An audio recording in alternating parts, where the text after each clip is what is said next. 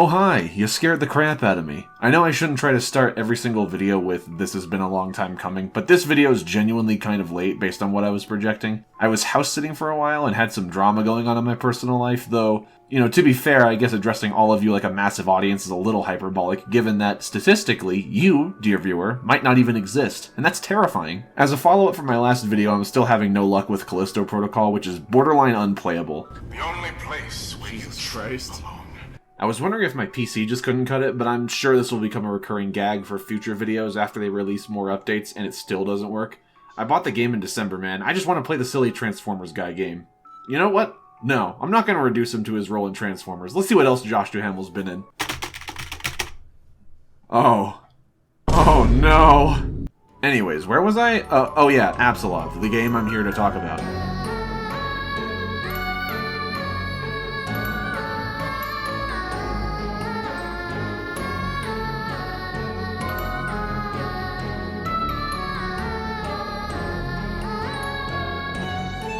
I figured the best way to start is with some context, which I'm sure will not become stale as I continue to make these videos. The game is developed by the Swedish Angry Demon Studio, who, as of right now, has only made one other game before this, which is also a Norse horror game, but it's set in a much less outrageous setting. Also, Apsulov is possibly, apparently, a sequel to it? Fuck, should I play that one too? Since Apsulov, they've been working on something completely unrelated and seems to be more of an action game from what little I've seen. Point is, they don't have much under their belt for reference, so Apsulov was my first taste of what they can do. Now, about the game itself, let's start with the art style, because holy shit, the art direction is fantastic. Right off the bat, the game drops you off in the Asgardian dentist office chair surrounded by effigies of the gods. This is a great taste, but only part of what's to come. The entire game has this fantastic Norse sci-fi art style that I can only assume comes from the wet dreams of the Space Wolves. The environments are easily the biggest standout to me in terms of the visuals. The creature design is also great, as you'll see in a bit, but every location in the game is so detailed and rich, and it perfectly sets the tone for the setting. The futuristic Norse environments are really nice to see, but the game obscures them a lot of the time. The main horror aspect of the game is the atmosphere, for sure, and one of the ways that it's conveyed the most is the use of darkness. And when I say dark, I'm talking advanced darkness. Normally this would make it downright impossible to navigate, but fortunately you're given a sick vision upgrade to let you navigate through it. You better get used to seeing this cyberpunk filter, because when most of the areas are dark as fuck, you'll need it. It runs out of battery after a little bit, so you'll have to let it charge if you use it for too long at a time. That being said, it certainly enhances the sound design, which the horror seems to really focus on also.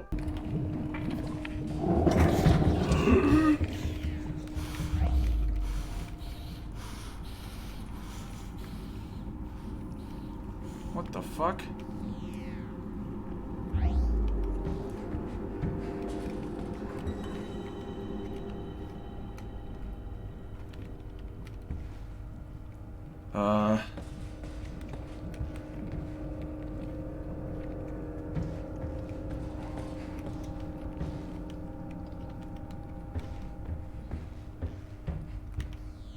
I'm gonna let that recharge.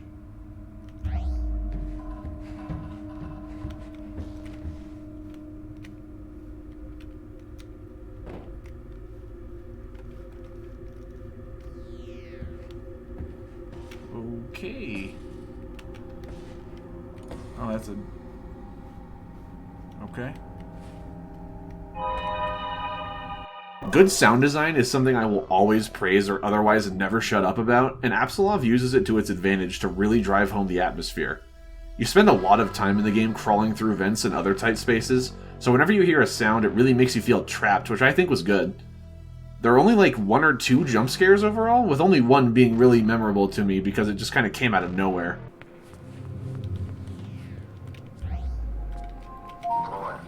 Apsulov research.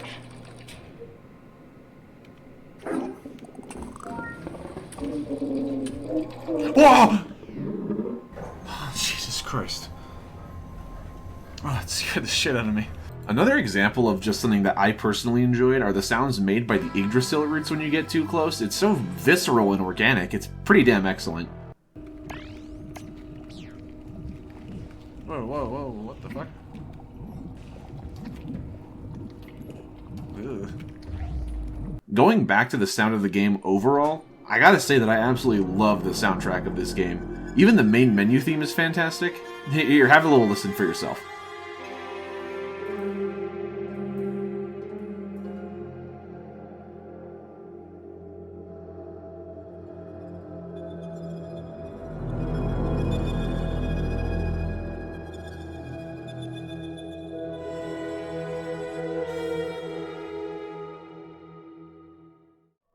The music was composed by William Sal, I don't know, who I just couldn't find any other work from, though he also worked on Northern Hymn as far as what I was able to find.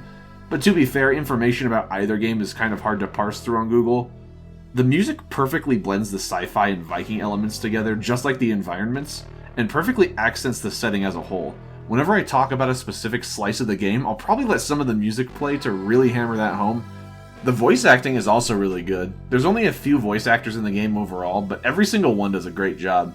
It's hard to see what I mean without just showing you, so you'll see what I mean as I splice clips in throughout the review. So that's how it looks and how it sounds, but how does it play? Well, outside of the aforementioned crawling through vents, it's really focused on exploration. It definitely falls into the adventure game genre just as much as it does atmospheric horror, if not more so. The game has you go through a few of the 9 realms, the reasons for which I'll get into later. The gameplay is pretty simple, but it works for what it's trying to do. It's smooth and doesn't put up too much of a fuss. No complaints here. There's a series of fixed save points with some snappy animations scattered throughout the game, and they feel reasonably distributed. It's the classic Resident Evil typewriter system, but this one's got a snazzy animation to go with it.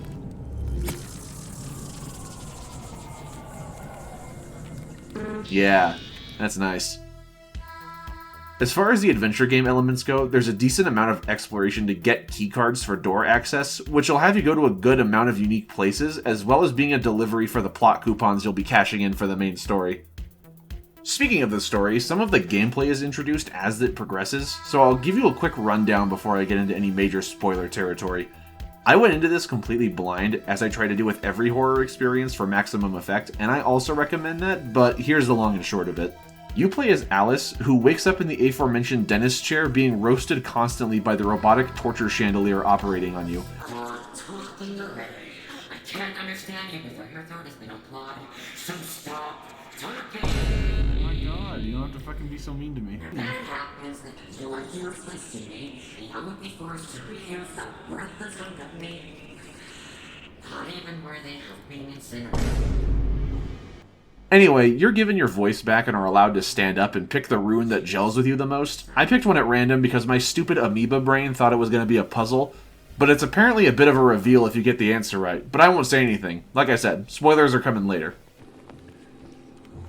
I don't know. Which one's... That one's Odin. It's Odin time, I guess. For the soul of the dead.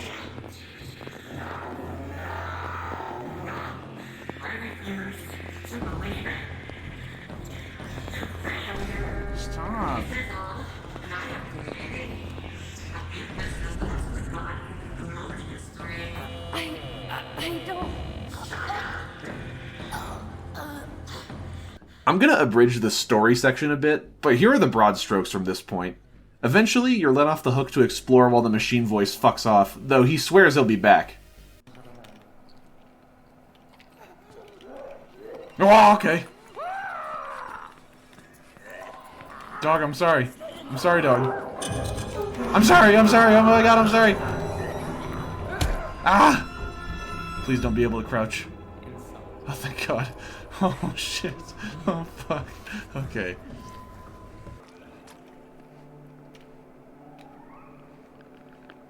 I'm not comfortable right now.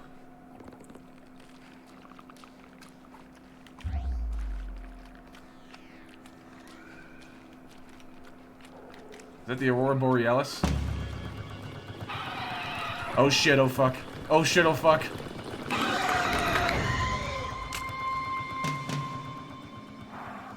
Oh, that was scripted. Oh!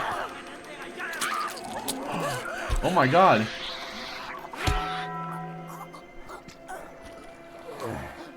Oh shit, what am I doing? What the fuck? Come on.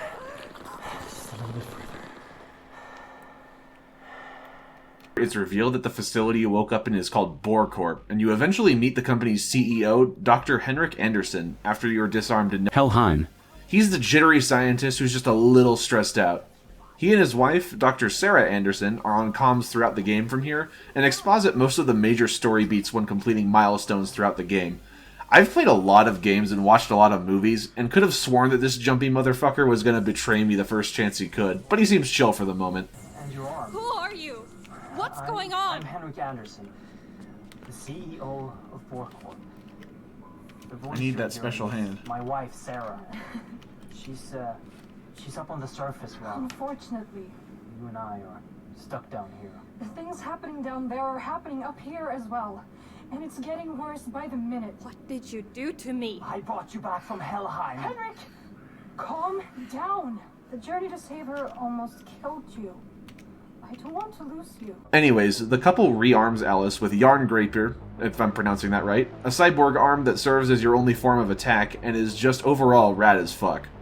The arm is powered by Atrium, which, in the context of the game, is actually the energy given off by fucking Mjolnir, which, I shit you not, is inside the Boar Corp facility and can be used to charge your cannon arm. That's fucking awesome! Goddamn. Henrik, what am I looking at? That is the source of the power you are wielding, and the thing powering the whole facility. You know Oh, I didn't mean to do the that. hammer of the gods. Wait, that's Mjolnir? Oh, shit. Charge Youngvaper on the energy outlets on the hammer. And don't forget your portable power cells if you end up without power suddenly. But yeah, Atrium, named after the dwarf who crafted Mjolnir, has a nice green glow, and a number of cells in your arm indicate how strong you can make the charge for your attack. The attack is also used to unlock doors or activate certain things, but its most notable in-game use is for combat. You'll see. The doctors explain that from here, shit is, frankly, all fucked up upstairs. Boar Corp is an underground facility that's doing some to reality. A place to research Jeez, the what a things fucking image. thought to be myth and superstition. A place to research the Apsulov, the last divine artifact left in Midgard. You've already seen it on your way down. That statue upstairs? At first, we used ancient knowledge and combined it with Boar Corp technology to open rifts between worlds. We made enormous progress, discovered new worlds and unimaginable technologies. But some unwanted things came back with us, entering our world, and now everything is just falling apart. I'm trapped down here, and we have lost control of the entire facility. The only way to stop the world from falling into chaos is to collect 9 keys and insert them into the Apsulov. The artifact acts as the gate, and the keys will keep Midgard from being littered with the roots spreading across the surface. And unless we stop it, our existence and that of all living things will become endless torment. Henrik's office is one of my favorite bits of imagery in the game, and it's not because of what he's got lying around, but the TV screens behind him. Seeing an ice giant next to the Statue of Liberty in a game that plays the realms of Norse myth existing completely straight is, like, oddly uncanny, and even a little spooky to consider. I don't know, it just really stuck with me. It's such a striking image that perfectly illustrates the absolute apocalypse ravaging Midgard off screen. I love it. So Boar Corp messed around with Yggdrasil and the Norse gods, and the ever so iconic were so obsessed with whether or not they could, they never stopped to consider whether or not they should, and now the 9 realms are in crisis. Message from Boar Corporation. Surface outpost. This is Dr. Yen. What the fuck are you doing down there? Why the fuck did you seal the entrance? Is that Moist Critical? Anderson to shut it down immediately. The roots are spreading to populated areas. People are dying. I know you people are behind this. Shut it down right now. The legions are coming through. Message received at 9:32, 15th of August, 2027. Very peculiar. The doctors say that the only way to restore balance is to get the remaining keys of the Apsulov, a device that connects everything together, and the one thing that kind of perplexes me about the story influences. Up to the Apsulov itself, every reference to Norse mythology is very deliberate and identifiable from my mythology and folklore-loving noggin, but the Apsulov itself wasn't anything I recognized, and a Google search didn't really yield any results, even when filtering out results about the game itself. It's obvious that the Swedish game devs definitely know a lot more than a mid-20s guy who lives in an American desert, so there's 2 options I see here. Option 1 is that they just made an original concept and now I'm trying to read into it way too much, which, as a known overthinker, this is extremely likely. But option number 2 is that I didn't look hard enough, or the Apsulov is translated from something else and I'm just missing it. Let me know in the comments if it's option 2, because I'm genuinely curious about this. So the Apsulov itself is a receptacle for some skulls connecting to the 9 realms. The game has you go to 2 realms outside of Midgard's underground section, which is Jotunheim and Niflheim. I'm honestly torn over which of the 2 I like more, because they're both just so excellent when it comes to atmosphere and environment design.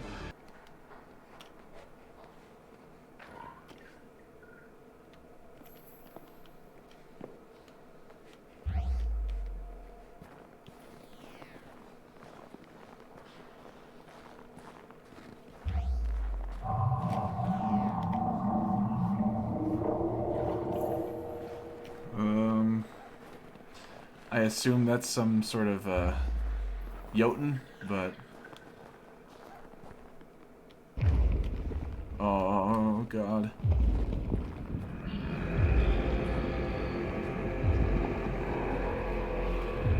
Holy shit.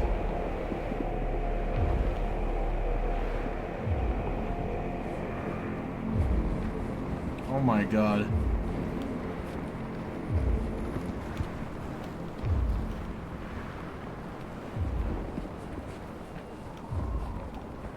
The realms are also just scattered with audio logs of Boar Corp employees that hint of something larger going on.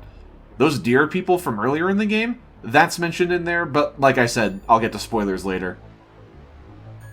Another thing that comes into play after getting Yarngraper is the way dying is handled. When you die, you don't just restart from your last checkpoint, you have to collect a couple of orbs in a claustrophobic arena while being chased by this string bean looking head ass. I never died during these sections, but apparently if you do, that's when you go to return to your original checkpoint. If you put the orbs in place, you can just pick up where you left off after going through a portal. Anyways, so you go to each of the realms and you go hunting for skulls like a Halo player to charge the Apsulov. After you collect the remaining keys, the game's big reveal is made. If you don't want spoilers from here, go to this timestamp. I'll give you a second. Cool?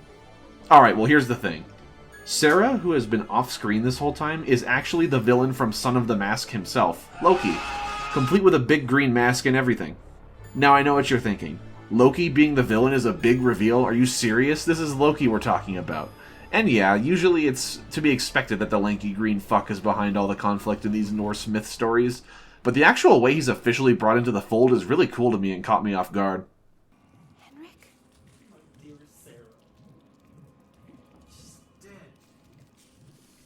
Oh shit. That sadistic fucker used to voice my dead wife to make me do this dirty. Collecting the Hell yeah, swivel. and getting the Eye of Odin. It was all that he wanted. And I blindly did his work for him. We have to try to... Like, let's be real, I knew he was the voice from earlier in the game and had lab experiment Fenrir come after you, but him being Sarah for the entire runtime was a really neat story beat. She's been dead since before the game even started. Turns out he needed the Apsulov completed and the Eye of Odin to set himself free from his imprisonment by the gods. The kicker for me is that this isn't even the full extent of his influence. In a massive shock to my system, the audio logs aren't all useless like I feel a lot of games tend to make them. It's actually a little bit of foreshadowing if you listen to them. So it's revealed that the deer people from the beginning of the game are Boar Corp employees who drank the blood of Loki via the Yggdrasil roots, being manipulated into some sort of cult. Their transformation grants them immortality and all the violent insanity and pain that comes with it. Absolutely nuts. Thank you. I'm going to do more abridging here since you really should experience the story for yourself, but after Loki goes sicko mode on you, the game sends you back to Helheim, the old-fashioned way. Oh shit. Homeboy just ripped my head off.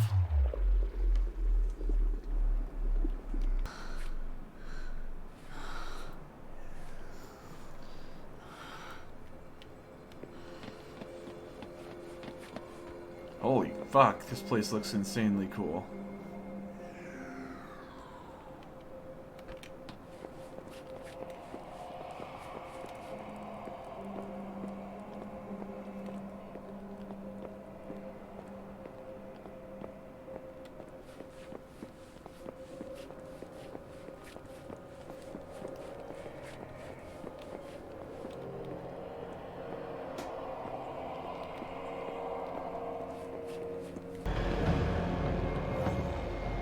Oh, that's amazing. So you traverse Helheim some more, and after a bit more of a jaunt, you learn the real big kicker of the game, and this is where everything goes batshit. This is where her journey ended. Daughter of Loki, ruler of Helheim, destroyed by the gods as vengeance for the death of Odin's son. Did she really deserve this? Maybe not. Look, beside the throne.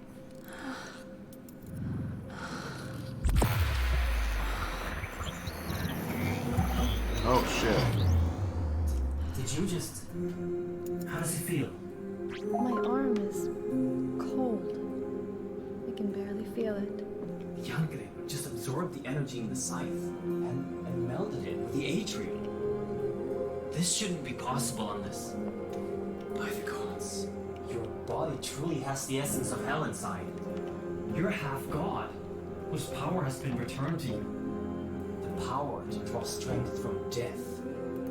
The spirits. That's cool. Draw power from them. Destroy the lock, holding us in this room. And let's get back to Midgard and end Loki. Oh, that's... You get back to Midgard for round 2 against your spindly green dad, who puts you back at Helheim for the final showdown. Loki! We have come for you!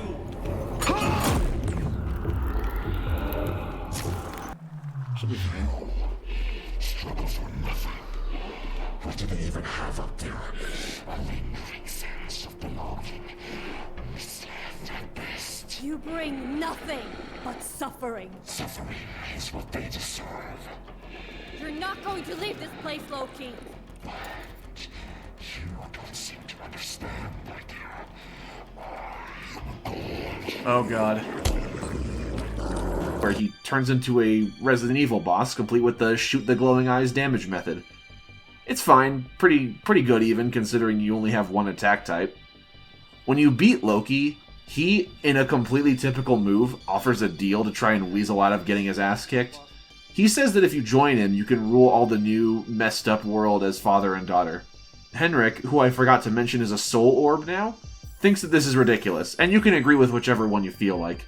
If you pick Henrik, you kill Loki and wish humanity the best going from here, but if you side with Loki, you kill Henrik and straight up just join Loki. I'm honestly surprised this wasn't an immediate betrayal on Loki's part, but he seems to be too proud of a dad to backstab Hel at this point. The choice is really just down to what you want. It isn't a major deal, but it's still kinda cool. Regardless of what ending you pick, there's some cool post-credits audio which implies the gods aren't too happy about what's going on. I won't put it here because you should absolutely play the game for yourself. I wasn't expecting anything out of this game and picked it up purely because, oh, cool, Viking sci-fi horror. But it's a pretty good 3 to 4 hours if you want to kill an evening with some great atmosphere, a good story, and simple but fun gameplay. I don't know what the devs' plans are with this series, but I really hope that they follow up on the epilogue they teased. I know one thing's for sure, I definitely want to play Unforgiving Northern Hymn now. If Apsulov's quality is any indication, I still can't get over that this is their second game though, bravo. To reiterate from the start of the video, I'm definitely going to try and get back into the content train. I've just been having a lot going on in my personal life. I won't get into it of course, but I'm gonna try my best to keep a monthly upload schedule so I don't go insane. I might also do some more casual streams like Phasmophobia or something a little less linear. I'm almost done with the game for the next actual video, which I'm sure fans of classic survival horror will enjoy.